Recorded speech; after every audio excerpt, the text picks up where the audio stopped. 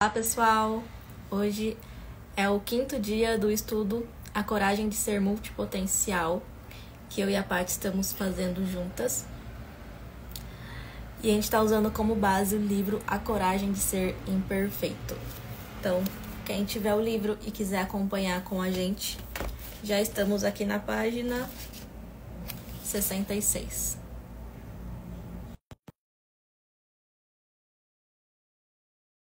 Segunda-feira, ao vivo, às 7 horas da manhã.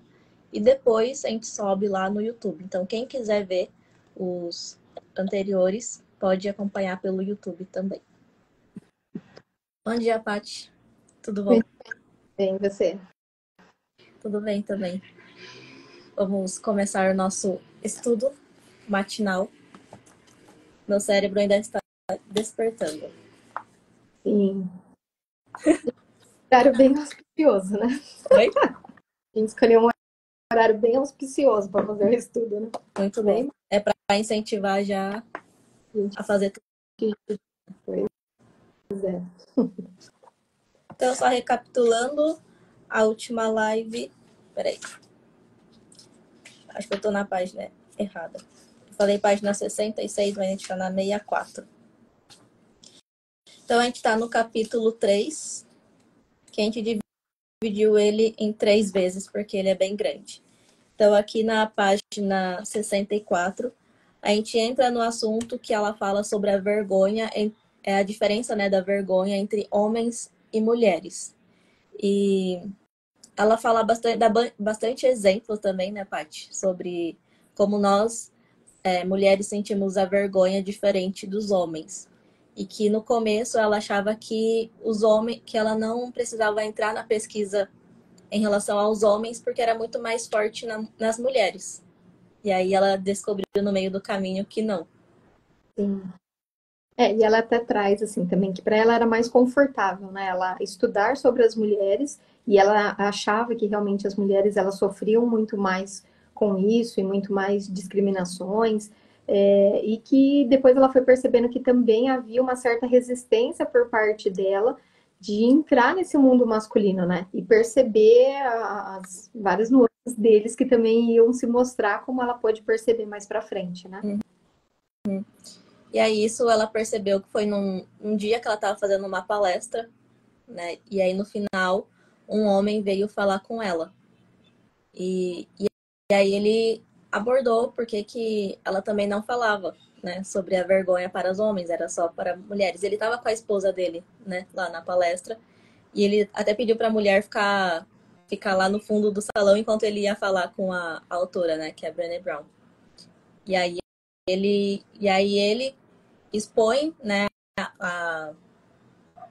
o cenário que ele tava ali em relação à vergonha, e aí ela percebe que fazia sentido. Então, falar sobre vergonha em relação aos homens também foi meio que um tapa na cara para ela, né? Ela teve um despertar, assim, em relação a isso.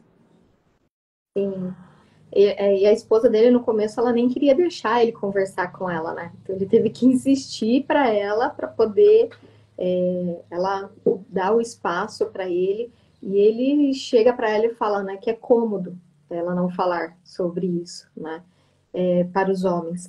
E aí, então, ele fala, né, vocês, mulheres, querem nos ver vulneráveis e verdadeiros, mas, convenhamos, vocês não aguentam nos ver assim, né? E aquilo começou a mexer com ela, né? E foi a partir disso que ela começou a trabalhar também e a buscar e pesquisar não só a vergonha com as mulheres, mas pesquisar também a vergonha sobre os homens, né? E no começo, que a gente estava estudando isso aqui, para mim ficou bem confuso isso que ela estava explicando, porque de certa forma, para mim também, né? Eu concordava com a questão de que não é tão legal para uma mulher ver um homem vulnerável, porque a gente espera do homem a força, né? Mas ao mesmo tempo é injusto o homem não poder se mostrar vulnerável, não poder mostrar, né, as situações que ele está passando. E aí eu fiquei nessa questão, nesse dilema, e aí durante o estudo foi clareando essa questão. Não sei se para você também, ou se você já tinha aceitado melhor essa explicação. Não, para mim, eu já imaginava. Os homens tinham também esse processo todo da vergonha da mesma forma com que a gente sente, e eu também acho injusto, né? A gente poder dar esse espaço para eles também, né? Então, por mais que o homem tenha que ser forte, né? Tenha essa força masculina, eles também têm as suas vulnerabilidades, e também é importante que a gente dê esse espaço para eles, né? Seja como amiga, como companheira, mas que a gente dê esse espaço para que eles também possam mostrar, né, as suas fraquezas. E ao longo do período ela vai mostrando, né, Sim. alguns com relação a isso, que aí eu acho que a gente pode ir falando aqui conforme a gente for estudando, né? Então vamos começar aqui pelas mulheres, né? As vergonhas que nós mulheres enfrentamos aí na sociedade. Não é muita surpresa o que ela fala aqui, porque pra gente é meio que óbvio, né, Paty? O que ela fala sobre as vergonhas femininas. E ela fala das 12 áreas da vergonha, que é bem específico de nós mulheres. Essas 12 áreas. Desculpa, Cíntia, deu uma travada aqui no meu. Se você quer começar citando as 12 áreas da vergonha que ela cita. Então ela fala, né? Essas 12 áreas são a aparência e imagem corporal, dinheiro e trabalho, maternidade e paternidade, família, criação de filhos, saúde física e mental, vício, sexo, velhice, religião, traumas, estigmas ou rótulos. Essas 12 áreas, elas são as gerais, né? Tanto para homens quanto para mulheres. E aí ela vai falando algumas coisas que são mais específicas, né? Para as mulheres, como por exemplo a questão da maternidade, né? O quanto que as mulheres são cobradas com relação à maternidade. Então, se você é uma mulher solteira, já te perguntam, né? Quando é que você vai ter um relacionamento? Porque você precisa ser mãe, né? Conforme vai passando o tempo, mais idade ainda, maior são as cobranças, né? E aí ela fala, beleza, aí você casa. Só que a partir do momento que você casa, aí vem, cadê o filho? Aí você tem um filho, tá? Cadê o segundo filho, né? Aí, se você é uma mãe que trabalha fora, puxa, você vai trabalhar fora, mas e o seu filho? Como é que você vai fazer? Se você é uma mãe que trabalha só em casa, né? Poxa, mas você não trabalha fora, né? Então, sempre há uma cobrança muito grande nesse sentido, e independente de como a gente se posiciona, a gente sempre vai estar sendo cobrado, né? Então, então, você já pergunta pelo segundo, se você não tem nada, cadê o filho? Se você é uma mãe que trabalha fora, né? Puxa, mas vai largar o filho em casa, enfim. Então, sempre há uma cobrança muito grande em cima da mulher por parte dessa questão da maternidade, independente de como ela se posicione, né? Sim. Se a gente parar para pensar, é uma questão tão delicada para a gente ficar perguntando em relação à vida de outra mulher, porque a gente não sabe o que ela está vivendo, né? Muitas vezes ela pode até estar tentando engravidar, mas não consegue. Às vezes ela pode ter perdido, né, uma gestação e tá mal com isso. Que eu já vi pessoas, mulheres que passaram por isso, né, que perderam o bebê e estavam muito sensíveis e relataram que quando alguém fica perguntando quando que vai ter filho, para elas era muito dolorido, porque não é porque elas não queriam, mas porque elas não estavam conseguindo, de fato, ser mães. Então é um assunto tão delicado, tão íntimo de uma outra pessoa que não faz sentido a gente ficar questionando, né? Independente se ela vai ser ou não. Pode ser que ela até queira, mas não esteja conseguindo. Então não é só uma questão se, tipo, da mulher, né? Mas pra gente ter esse bom senso também na vida, do que a gente, até onde a gente pode ir de entrar na vida de outra pessoa. E aí ela também fala muito sobre em relação à aparência, que a aparência ela tá no top 1 da lista, né? Do que a mulher sente vergonha, que a gente tá sempre se comparando, não necessariamente ela usa essa palavra, mas tá sempre relacionado a quem a gente é, a nossa imagem pessoal, né? Aquilo que o nosso corpo apresenta. Então, realmente, acho que desde que nós mulheres, desde que nós somos crianças, adolescentes principalmente, a gente começa a ter essa percepção de que a nossa aparência, ela é muito... tem uma valorização maior do que a gente esperava. Sim. Então ela fala muito sobre essa perfeição que é cobrada da mulher, né? Então a mulher ela precisa ser muito perfeita em tudo, né? No sentido de aparência, de bem, né? Agora no trabalho, onde a mulher hoje se posiciona de uma forma diferente perante o trabalho, né? Então todas as áreas a gente acaba sendo muito cobrada, né? E aí fala assim, né? Há uma cobrança em quem devemos ser, o que devemos ser e como devemos ser. Né? Então, independente da forma com que a gente esteja, há essa cobrança. E quando há essa cobrança e quando a gente não corresponde às expectativas desejadas, gera esse sentimento de vergonha. Né? Puxa, como é que eu não estou no mesmo nível que as minhas amigas estão? Como é que eu não consigo chegar nisso que é colocado como um modelo padrão?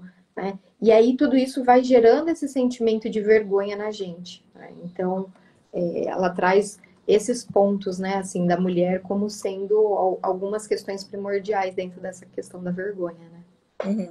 E é um processo que a gente nunca consegue chegar a atingir as expectativas, né? Porque a gente sabe que a perfeição, ela aqui nesse plano é inatingível. Então, acaba gerando realmente esse sofrimento.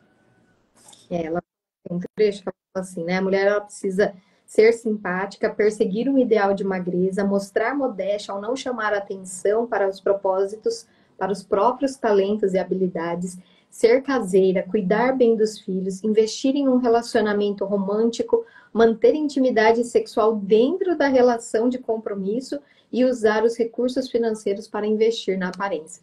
São alguns dos itens, né, que há essa cobrança em cima da mulher, né? E quando ela sai fora disso, né? Então, tipo, quando ela sai fora, né, desse estereótipo padrão que é criado em cima da mulher, ela começa dentro dessa cobrança e aí pode chegar num nível que a vergonha comece a se tornar algo de uma dor muito grande para ela, né? Uhum. Vem um pensamento e foi embora de novo. Às vezes acontece isso comigo.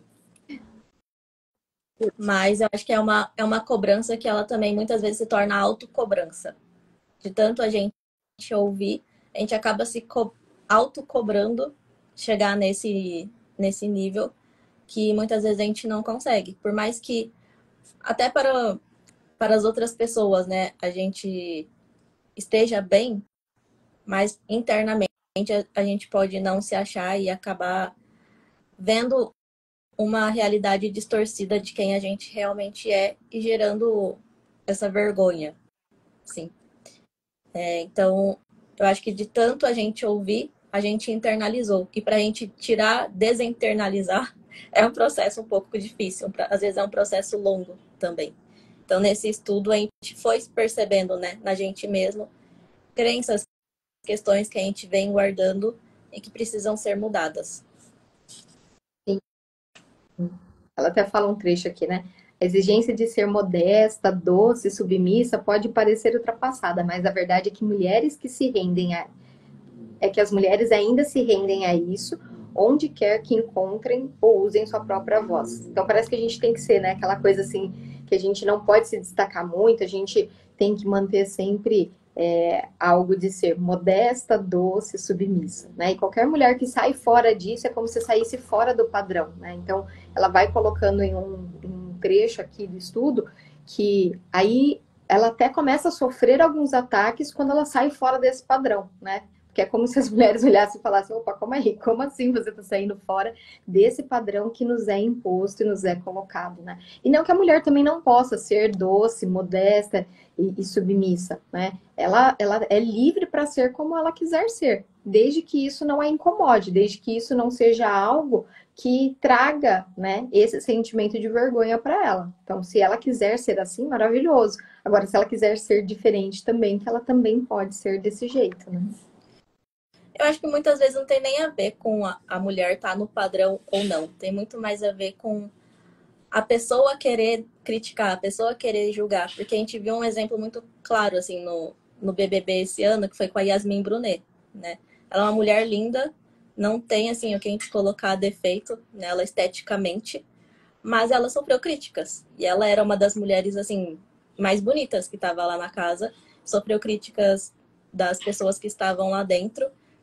Do público aqui fora eu não cheguei a acompanhar se ela sofreu críticas assim, mas foi algo que gerou muito uma polêmica assim, em cima disso, porque não fazia sentido, né, ela receber aqueles julgamentos em relação ao corpo dela. Então, por mais que a mulher seja, né, esteticamente chega num nível assim de perfeição, ela ainda vai sofrer ataques. Então, eu acho que independe dela estar no padrão que a sociedade fala ou não. É muito mais sobre as outras pessoas quererem julgar o que não deve ser julgado. Sim, sim. Mas o que ela fala aqui, né, também sobre isso, é que as pessoas, elas julgam exatamente onde para elas também pega, né? Então, para elas também tá pegando onde para elas também ainda é uma dor, aí ela vai lá e ela ataca o outro exatamente nesse mesmo ponto, né? Então, assim que vai funcionando Sim. também. É um processo. Às vezes é para a própria pessoa se sentir melhor com ela mesma, né? Para ela se sentir bem, ela precisa colocar a outra pessoa para baixo. Uhum. E que isso é uma prática muito comum nas redes sociais, que a pessoa se sente livre para falar e acho que tem total liberdade e perde até o controle, né? Tanto que lá na casa foram os homens que falaram, mas falaram por trás dela, ela nem sabia que estavam falando aquilo dela. E quando ela questionou, todo mundo negou. Ninguém falou, né? Assumiu que tinha falado aquilo. Então, quando é pra falar pessoalmente, cara a cara, a pessoa não tem coragem. Ou ela tá escondida atrás de um celular, ou ela fala pelas costas da pessoa. Sim, exatamente. Agora a gente pode ir pra vergonha dos homens. Sim. Os homens que estão assistindo, agora chegou o momento, se quiserem podem comentar também, né? Mulheres a gente nem fala, né, Paty? Porque a gente sabe que mulher fala mesmo sem, sem a gente pedir, porque é natural da gente expor a nossa opinião. Mas até quem estiver assistindo depois no YouTube pode deixar nos comentários também o como se sente em relação a isso que a gente está abordando aqui, dessa questão da vergonha, né? Então, como que os homens vivenciam a vergonha? É diferente, totalmente diferente de nós mulheres. Alguns processos, eles são, né? Tem coisas que são similares e tem coisas que é diferente, até por essa natureza masculina deles, né? Então, ela fala que, assim, basicamente, os homens vivem sob a pressão de uma mensagem dura e impiedosa, não seja considerado um fraco. Então, para nós mulheres, é mais fácil, né, a gente se mostrar vulnerável diante de alguma coisa. Agora, para os homens, não, é sempre muito cobrado deles que eles se mantenham firmes, fortes, né? Que eles não mostrem as suas vulnerabilidades e os seus medos. E isso é muito mais difícil, torna mais difícil esse trabalho com relação à vergonha, né? A forma com que a vergonha se manifesta para eles e como eles acabam lidando com ela, né? Uhum. Porque ele não consegue mostrar essa vulnerabilidade. E a gente teve um caso bem extremo aqui que ela conta no livro, né? De um homem que ele ficou desempregado e ele passou 6 meses sem conseguir contar para a esposa dele que ele estava desempregado. Então ele saía todos os dias para procurar emprego, mas ele não contava para ela que ele estava saindo para procurar emprego. É como se ele estivesse saindo para trabalhar de fato. E porque isso gerava muita vergonha e ele achava que a mulher dele até preferia não saber. Só ia até agradecer se ele não contasse, só contasse depois que ele arrumasse um emprego, né? E a gente ficou bem reflexiva sobre essa história, porque, né, um relacionamento a gente espera que tenha essa parceria, que tenha essa liberdade pra gente falar com o outro, mas ele não se sentia nesse nível assim. Sim, exato. Então, é complicado quando você está dentro de um relacionamento onde você tem que passar 6 meses, né, da sua vida levantando todos os dias para fingir que você está no emprego que você já não está mais, por vergonha de dizer que você perdeu ele, né? Então, puxa, que tipo de abertura há dentro desse relacionamento, né? E a gente começou a se questionar, será que dentro dos nossos relacionamentos, né, com os nossos amigos, com os nossos pais, com as pessoas que a gente convive, do sexo masculino, será que a gente liberdade para eles, deles também poderem se abrir, né? Então, ela fala aqui, assim, né, num trecho do livro: eu não estava preparada para ouvir dos homens sobre as mulheres de suas vidas. Mães, irmãs, namoradas e esposas. Os criticam o tempo todo por não serem acessíveis e vulneráveis, por fugirem de intimidade, ao mesmo tempo que estão na frente daquela caixa apertada onde os homens estão agachados, se escondendo. Então, é como se houvesse uma pressão tão grande também em cima deles, né? A gente, enquanto mulher, coloca essa pressão neles no sentido de, olha, por favor, não esmureça, continue aí firme e forte, né? Para eu continuar tendo essa visão de você, e a gente não dá esse espaço para que eles possam se mostrar vulneráveis, para que eles possam mostrar que eles também sentem vergonha, que eles também têm os seus medos, também têm, né, as suas vulnerabilidades. Então é aquela coisa, a gente às vezes tem uma cobrança para eles se abrirem, para eles se mostrarem, mas quando tem, às vezes a gente não é muito isso que a gente espera, né? Então aí a gente às vezes tem ações até inconscientes que fazem com que eles queiram, opa, deixa eu dar um passo para trás, não posso mostrar essas minhas vulnerabilidades, né? Então e faz com que eles usem de outros artifícios para poder vivenciar essa vergonha, né? Uhum.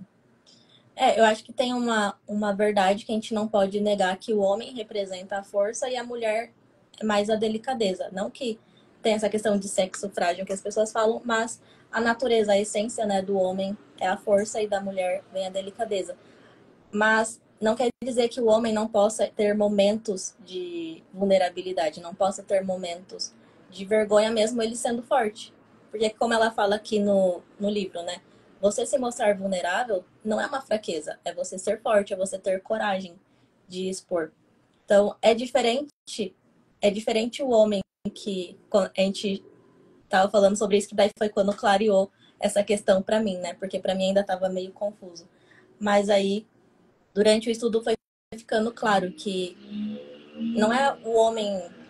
É diferente o homem ter um momento de vulnerabilidade e o homem ser sempre vulnerável, estar sempre, de certa forma, fraco, né? O homem que tem uma postura forte, uma postura firme, quando ele tem um momento mais de vulnerável, não vai ser tão, assim, impactante para nós mulheres, né? Porque ele pode até contar ali o que está acontecendo, mas ele bate no peito e fala: eu vou resolver isso, né? Não se preocupe, eu só estou te contando o que está acontecendo.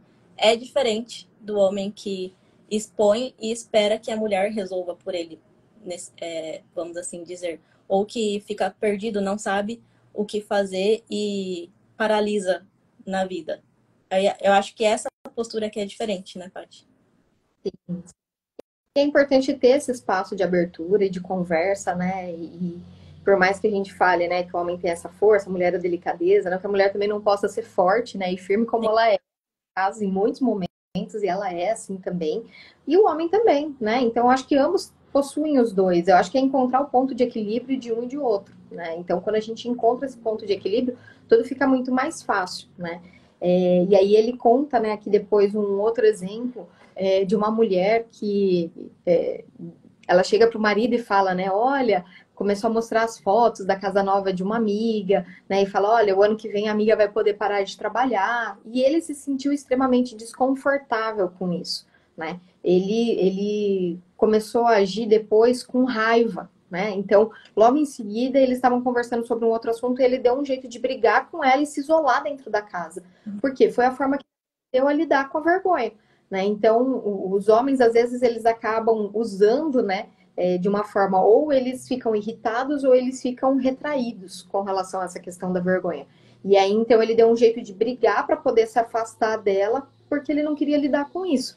Porque o que ele entendeu da mensagem? Olha, o marido da outra ganha mais, o marido da outra consegue dar uma casa melhor, o marido da outra consegue fazer com que ela, no próximo ano, já não precise mais trabalhar. E ele se sentiu com vergonha por ele não poder suprir isso para ela.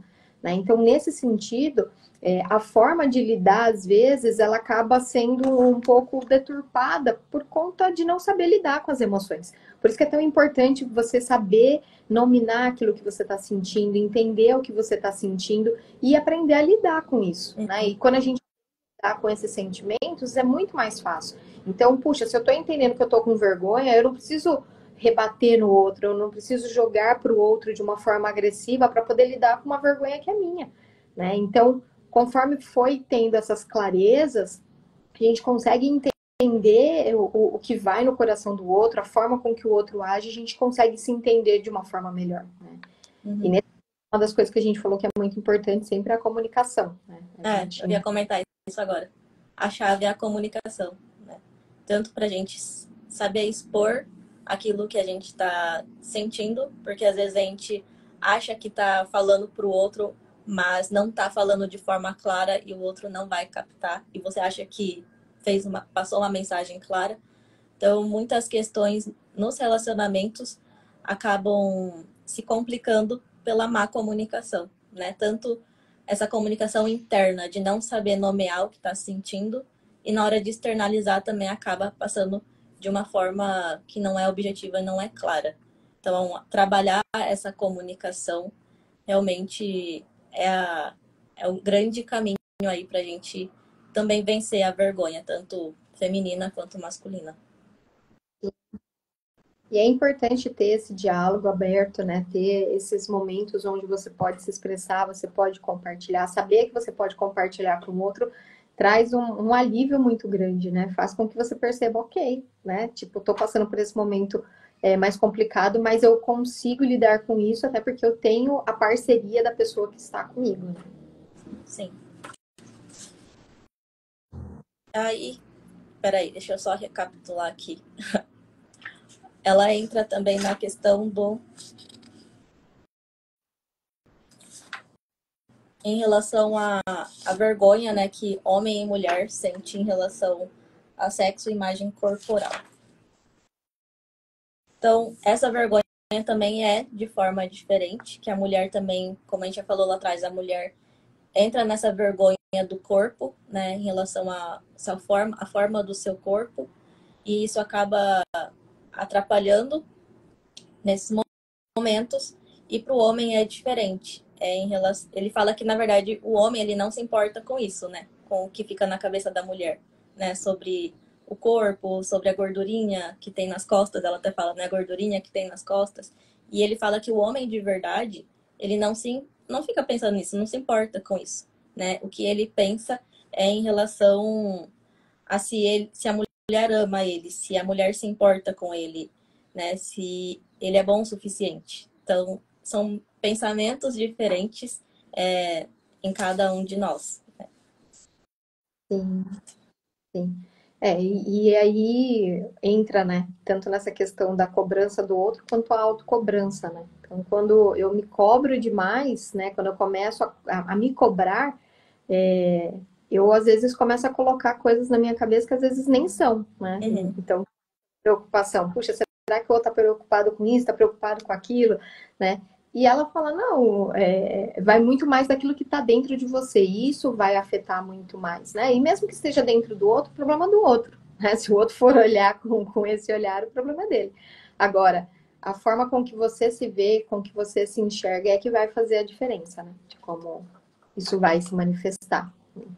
E mais uma vez a comunicação, né? Às vezes a mulher não expõe aquilo que ela sente vergonha, o homem também não. E aí fica cada um pensando coisas diferentes que não tem nada a ver, que pro outro não faz nenhum sentido, né? Então ela tá sofrendo ali à toa, porque ela fica criando na mente dela coisas que não existem.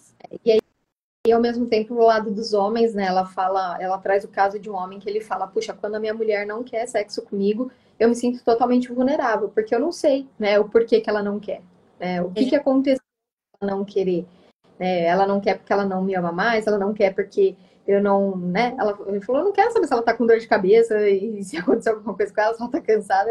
Ele já traz para ele, né? Puxa, por que que ela não quer? Ela não me deseja mais, ela não. Então, existem preocupações de ambos os lados, né? E ela mostra, né? Ela fala que achava que essas preocupações, por exemplo, também não existiam do lado masculino, né? E aí ela começa a perceber que muitas coisas que às vezes também tem com a gente, eles também trazem, mas eles falam menos sobre isso. Então, fica como se os homens não tivessem, mas é que não tem. É que eles acabam não falando e não abrindo, né? Sim. E Então, aí, pode continuar. continuar. Pode falar. Não. Então, assim, aí ela fala, né, sobre essa questão da chave do relacionamento, né, do sucesso no relacionamento.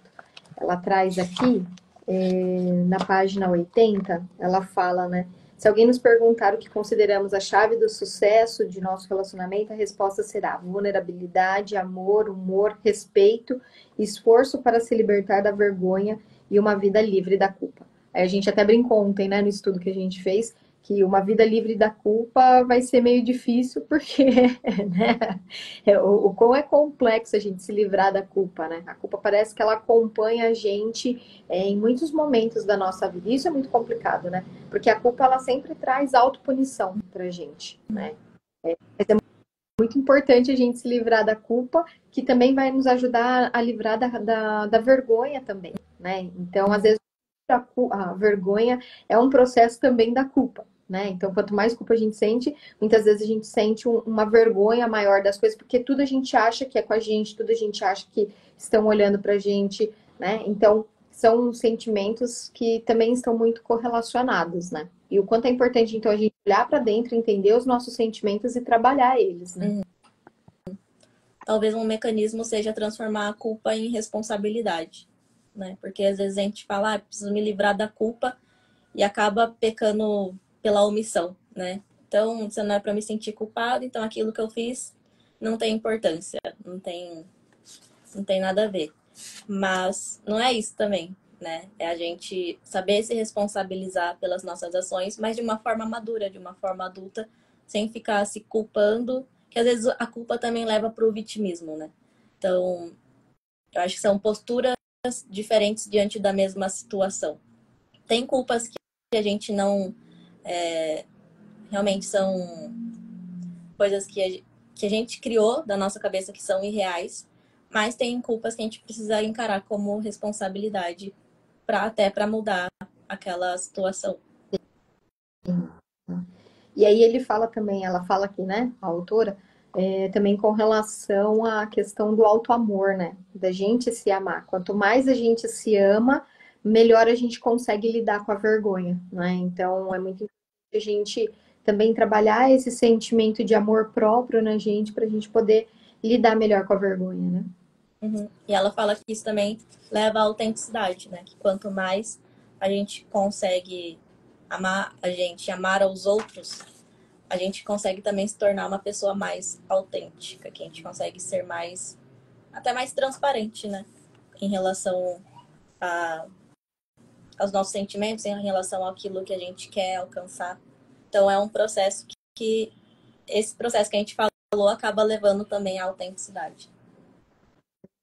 E essa autenticidade ela é muito importante para lidar com a vergonha, né? Porque para você lidar com a sua vergonha é só você sendo autêntico, né? E para você precisa se libertar disso, né? Você precisa, ela fala também muito da empatia, né? Sobre a importância da empatia nesses momentos, sobre a importância da empatia para a gente poder vivenciar a nossa vergonha e lidar melhor com ela. Porque a melhor forma de você lidar com a vergonha é você falar sobre ela, né? Que nem a gente falou na última live, né? Então, você ter pessoas com quem conversar e falar, olha, estou sentindo vergonha por isso, estou sentindo, né, aquilo, então você consegue lidar melhor, né? E para isso você precisa se abrir com pessoas que você sabe que vão te entender, que vão conseguir compreender aquilo que você está sentindo e vão trazer, né, outros sentimentos para você de forma a você perceber, puxa, isso aqui não é tão grandioso como eu estou sentindo nesse momento. E aí você consegue lidar com a vergonha de uma forma diferente, né? Sim. E acho que também a gente ter a consciência de que a gente fazendo ou não, as pessoas vão falar, né? A gente sendo ou não o que esperam, as pessoas vão falar, né? Então, a melhor forma é a gente ser a gente mesmo, ser autêntico, porque se a gente não for autêntico, vão falar. Se a gente for autêntico, também vão falar. Então, que falem, pelo menos a gente sendo uma pessoa autêntica, né?